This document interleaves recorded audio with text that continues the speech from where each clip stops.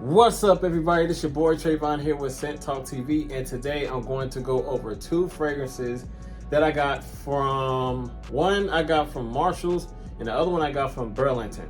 So these two fragrances are marketed towards women, and I believe that one of these could be potentially unisex based on the main accords that I have seen on Fragrantica. You know, when I looked up the notes for it, this is one that I found at Burlington, and hopefully it's unisex and not extremely feminine. But yeah, they're marketed towards women. I know, fellas, you know, I gotta show some love towards the women too, because I do have lady subscribers. So let's share some light on one of these lady scents, shall we? But I'm talking too much. Without further ado, let's just jump into it. So this one from the house of Swiss Arabian.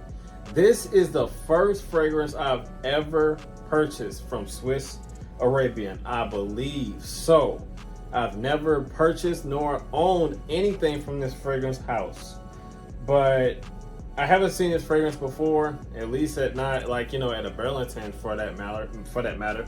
But yeah, from the house of Swiss Arabian, we have Layali Eau de Parfum. This fragrance ran me $15 and some change. Okay, let's crack this bad boy open and see what we are working with in this box. It has Swiss Arabian at this little flap at the top. So far I am pleased with the presentation just by that. So let's keep on digging. I'm gonna let you guys take a look at it and be the judge of it. Wow. Here is the bottle. I do not know what to say about this bottle. Look at the sides and wow, this screams Middle Eastern, but I have no words for it. Do I like it? No, I don't, but it is what it is. What matters is what's in this funny looking bottle. So let's go. Okay, please don't suck.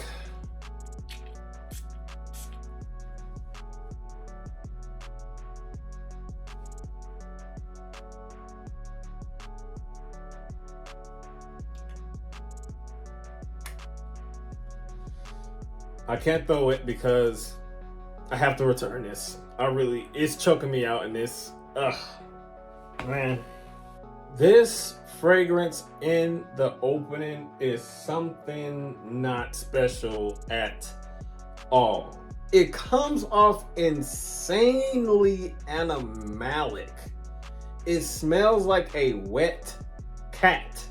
Judging off the accords that I saw on Fragrantica on this, it has the nerve to be mixed in with oud. It has the nerve to mix in with oud as far as that animalic touch to it.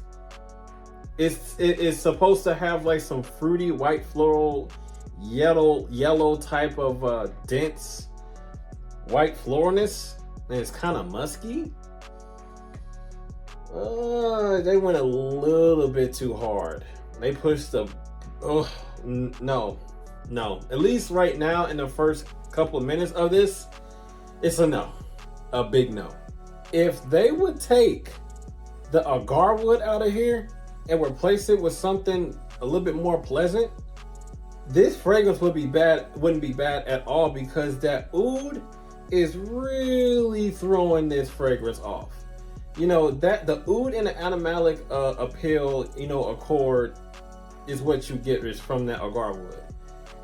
And it's throwing this fragrance off a lot. You know, the top notes is beautiful. Plum, black currant, orange blossom in the opening. You know, then you get ylang-ylang, then jasmine and rose in the mid. It's some very, very attractive notes from the top into the mid, and then it gets warm and oudy and aggressive and animalic and bold and invasive and aggressive, if I didn't say that word already, and just a powerhouse of oud and masculinity comes in that base. So to me, it's unisex because of that oud.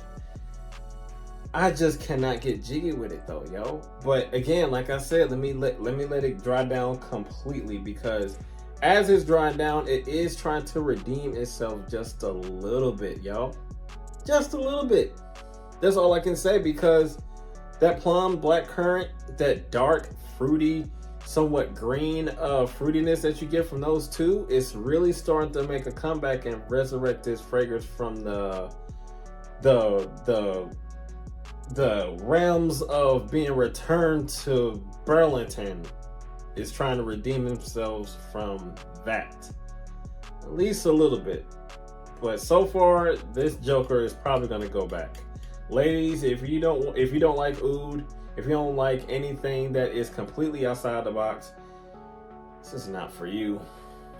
Okay, I'll let it dry down completely, but it's the top and the mid notes that is trying to push and shine through, which I really do think, if it wasn't for that bass being so loud and just being the center of attention, this would have been a dope fragrance if it wasn't for that oud.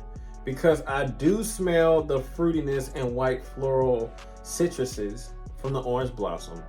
And the ylang-ylang and that jasmine and that rose, they all smell really good together. It's just that the tart, bold, animalic oud that's inside of here is throwing this fragrance completely off. They should have left oud out of this, because this is what's killing it. Now, as far as the performance though, so far, the performance is pretty beastly. Pretty beastly. So there's that. That's the only thing that this has going for this fragrance, is the projection and the performance thus far. But as far as the smell itself though, man, this could have been a nice cheapie. This could have been a dope cheapie. That oud just destroyed it. And I'm not surprised. Oud has the potential to throw a lot of fragrances off due to that woody earthiness and that uniqueness that it gives off in fragrances. Because I like oud. I love oud. Oud fragrances is my cup of tea. I really do love oud. If it's done right, that is. If it's done right, I'm all for it. But this one right here,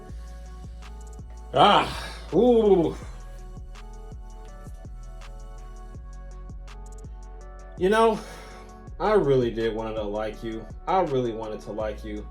This fragrance, in an analogy, is like when you take a girl out for the first date and she's loud and obnoxious and disrespectful to the waiter or waitress, and she eats with her mouth open and she doesn't have any type of attention span towards you. She's in her phone all the time. This is the girl. And I'm pretty sure she wears this fragrance too.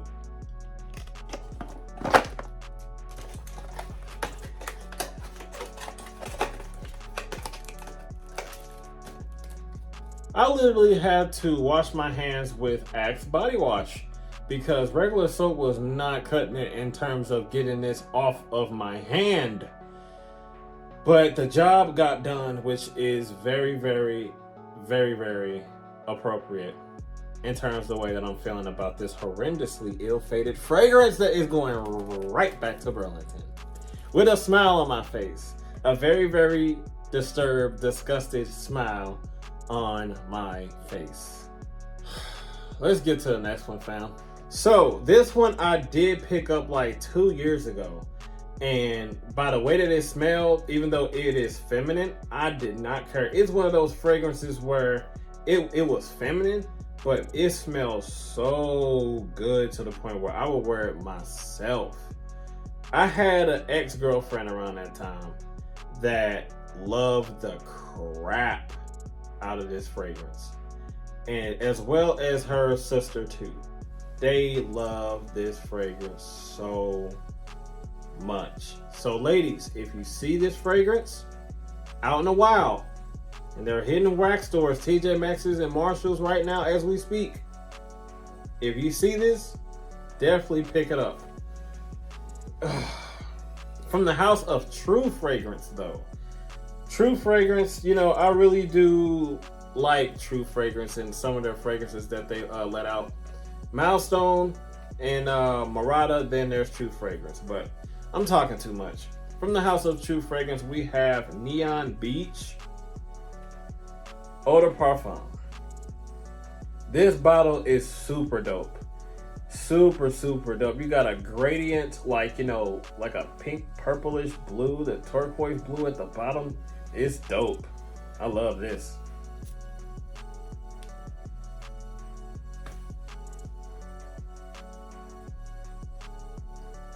Wow. This is a dope cheapie. And I got it for, I forgot to show off the price. I got it on clearance for $10.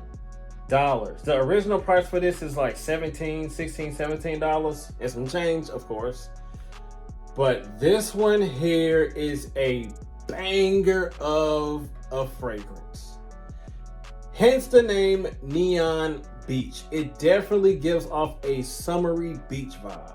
Very floral, like a light candy-like sweet with a fresh spice in the opening.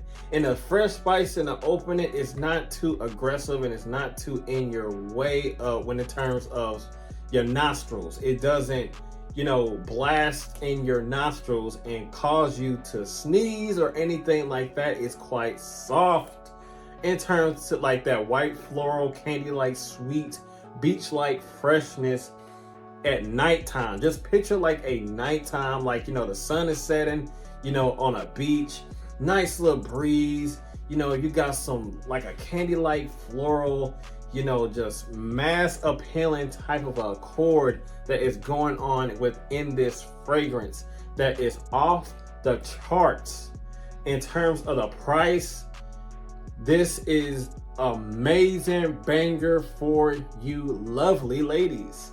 Now, me, I'm keeping this and wearing it for myself and, like, you know, layering it with something that I got in my collection. But my gosh, this is dope.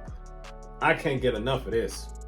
As it's drying down though, you still get that candy-like sweetness with that white floral freshness. And also as it's drying down, it gets a little bit more creamy, like some type of a creamy icicle-y type of a smell. But it is not medicinal at all. It is not overpowering. It is so well balanced in this fragrance in terms of that candy-like sweetness and those florals, yo. And it has a nice little hint of fruitiness on top of that, if I didn't mention that already. That is, it's weird because, you know, in the opening, the fruitiness is kind of like bright and summery. Then as it dries down, it gets a little bit more of a cozy nighttime fruitiness that's still, like, you know, summery at the same time. This is a killer banger for $10 and some change, man. It's a go for me, big time. So if you're looking for something for a lady friend or anything like that, this is a great banger for you to start off with.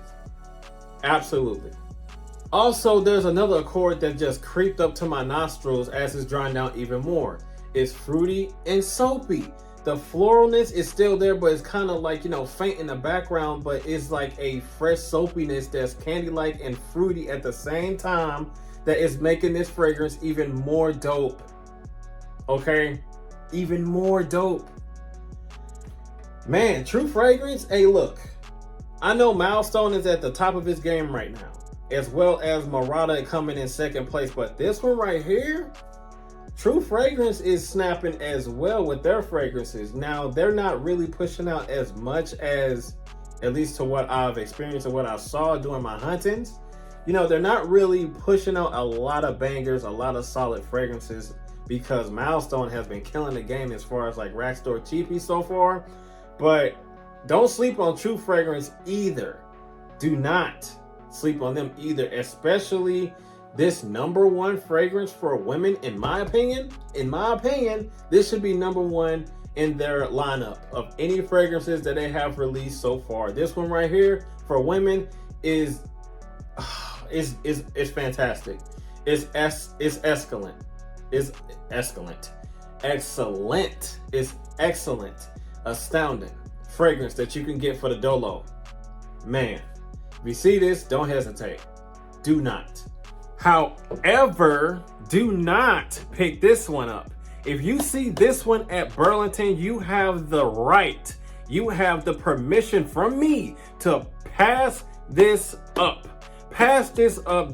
Act like this is a person that's trying to rob you. Act like this is a creep that's trying to lurk around the corner and trying to, come and try to say how you doing, girl, and with a bad breath and all type of unattractiveness of that man. You run so fast from this because this is a clear resemblance of that analogy in this box. Do not buy this. And I know I proved my point. I know you're like, okay, bro, calm down. But look, you have not smelled what I smelled from this fragrance. It is nasty. It is very, very nasty. So, of course, you get my point. So, that's all that I have for Scent Talk TV, ladies and gentlemen. And as always, you know what to do. You got to like, comment, share, and subscribe, and make sure you hit that notification bell so you do not miss anything. And I will see you guys in the next video, for sure, for sure. Be safe out there and be blessed and have a good one. I'm out of here. Peace.